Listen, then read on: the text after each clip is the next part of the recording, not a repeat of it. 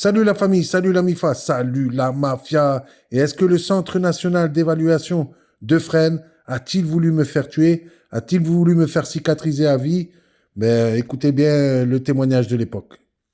Salut la famille, eh bien, pour vous y retrouver, donc on va parler pour moi de la première grosse affaire qu'ils m'ont fait quand j'étais enfermé, c'est-à-dire qu'en fait le CNO de Fresnes a voulu se débarrasser de moi et je l'ai su vraiment vers ma sortie, hein, c'est-à-dire au moins 7 ans plus tard, par le biais de Madame Morin, donc qui était responsable de la caserne, chef de la caserne à Saint-Martin-de-Ré, et qui m'a dit, moi je connais bien le major de Fresnes, donc justement celui avec qui j'avais une affaire, et donc maintenant, ben, au moins je sais d'où est partie toute l'affaire, et ça me permet, ben, quand il y aura un avocat, bien sûr, qui voudra bien enfin me défendre correctement, puisque l'aide juridictionnelle, avocat d'office et tout ça, comme je l'ai su par la suite, n'ont pas osé attaquer des procureurs de la République. Donc ça, c'est normal.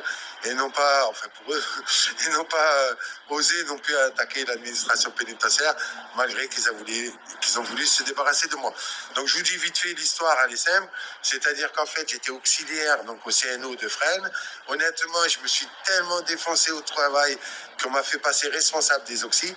Et puis un jour, donc j'étais dans une pièce et je vois des matelas remplis de pisse, en fait ça puait et tout ça, et donc je les ai jetés. Le major donc de Fresnes, je dirai son nom plus tard, l'a mal pris, il me convoque, il me dit qu'est-ce que c'est ça, qui es-tu pour prendre des décisions, tu n'avais pas à jeter le matelas sans me demander la permission. Mais j'ai dit major, il pue la pisse le matelas, il est dégueulasse, moi je le jette. Enfin, il m'a fait la misère alors que je me défonçais au travail. Même pas, il m'a récompensé pour mon travail. Ok. Donc, du coup, ben, franchement, quand c'est ce cas-là, ben, je faisais la gueule. Et qui c'est que je rends compte? Madame Van der Berg, un truc comme ça, qui était la directrice du CNO quand j'y suis passé. Et en fait, elle m'a défendu. Donc, vous voyez, je ne vous mets pas tous les directeurs et les directrices de prison dans le même sac, parce que là, la directrice de prison, elle m'a défendu. Mais bon, le problème, c'est qu'ils sont de passage. Tandis que les autres, ils restent jusqu'au bout. C'est ça la difficulté, parce qu'après, ben, malheureusement, la directrice du CNO, Madame Van der Berg, elle n'a pas suivi mon dossier. Et si elle aurait suivi mon dossier, elle m'aurait défendu jusqu'au bout. Malheureusement, elle m'a défendu, au moins, je dois l'admettre, et c'est déjà pas mal pour moi, elle m'a défendu sur le moment. C'est-à-dire qu'en fait, elle me voit passer avec la dame de la SPIP, qui était très très gentille, celle-là, au moins qui m'a pas fait des sales coups. Et bon, bref. Et donc, du coup, elle me demande, qu'est-ce que vous avez? Pourquoi vous n'êtes pas bien? Ben, j'ai dit, je suis pas bien parce que je me défonce au travail et je me fais engueuler parce que je jette un matelas de pisse. Je veux dire, je sais, je suis un détenu, je sais, j'ai fait des conneries dans ma vie, mais quand même, c'est pas normal, c'est pas très juste. Et là, la dame a dit, oui, c'est vrai, c'est pas juste. Donc, du coup, elle a réprimandé le major.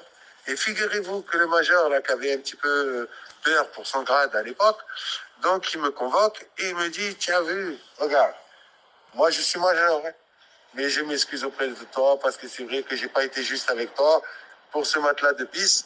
C'est vrai que j'aurais pas dû te prendre la tête, sachant que moi, les changements de CNO qu'il y avait à chaque fois, j'ai assuré le coup. Le ménage, il était bien fait. Les détenus, ils avaient à manger.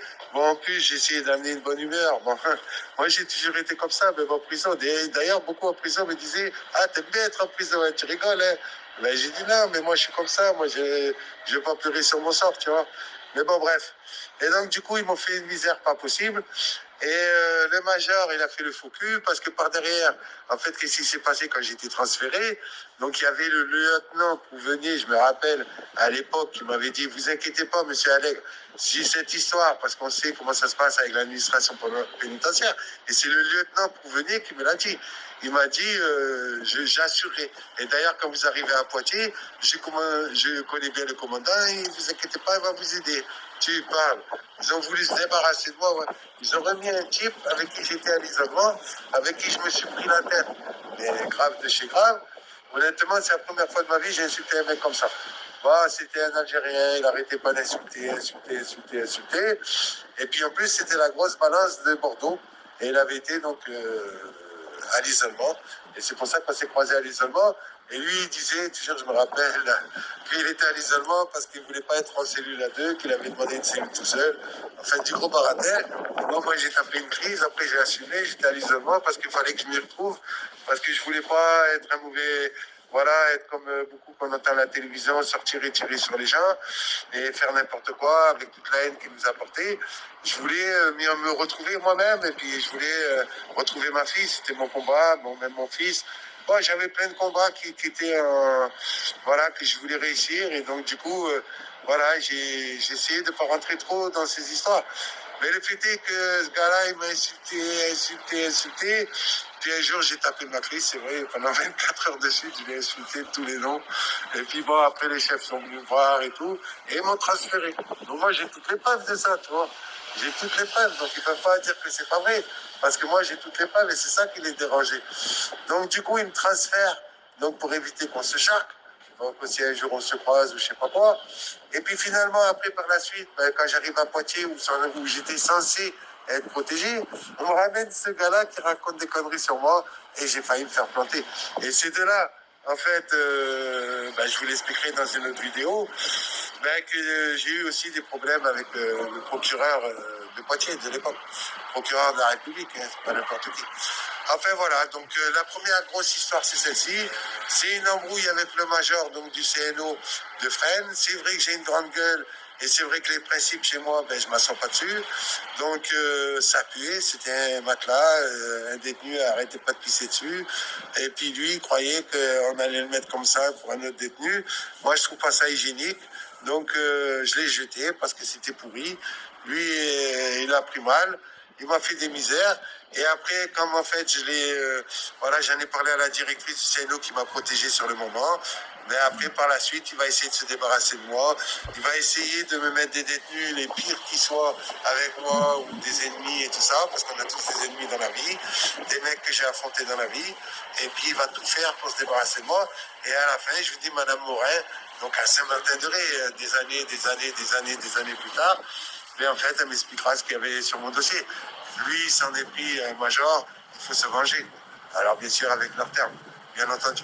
Donc, si vous trouvez ça normal, qu'on essaye de se débarrasser des mecs pour qu'ils se fassent balafrer et que, en fait, vous voyez, des personnes qui ne devaient pas être ensemble se retrouvent ensemble dans la même prison à cause de l'administration pénitentiaire.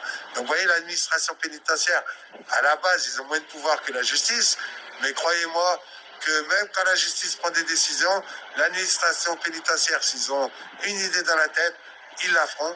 Et du coup, ils s'en foutent de la décision judiciaire et ils iront à l'encontre de la décision judiciaire, puisqu'on me remettra avec quelqu'un que j'étais censé pas être, puisqu'on m'a transféré à l'isolement d'Angoulême pour pas être avec ce gadget. Et à la finale, je me retrouve avec ce gadget à Poitiers qui raconte n'importe quoi sur moi. Et honnêtement, c'est vrai, j'ai failli me faire planter, je l'avoue. Et je suis toujours là. Donc voilà ce qu'il en dépèse. Donc voilà, je le dis honnêtement, le CNO de Fresnes a voulu se débarrasser de moi et a voulu carrément intenter à ma vie et a voulu carrément que je me fasse, je sais pas, balafrer, sodomiser ou je sais pas quoi, violer dans tous les sens. Parce que là où ils m'ont mis, honnêtement, c'est ce qui se passait tous les jours. Mais bon, vous voyez, je suis toujours en vie. On m'a rien fait, on m'a pas violé, on m'a pas planté. On m'a pas agressé non plus et je suis toujours en vie et bien sûr c'est ce qui leur déplaît puisque maintenant pour eux j'ai toujours eu une grande gueule comme me disait. Donc, le Centre national d'observation, après, a été rebaptisé en Centre national d'évolution. Donc, le CNE, qu'on appelle ça, à Fresnes. Et donc, vous voyez, pour une histoire toute claquée au départ, comment votre vie peut être en danger par la suite.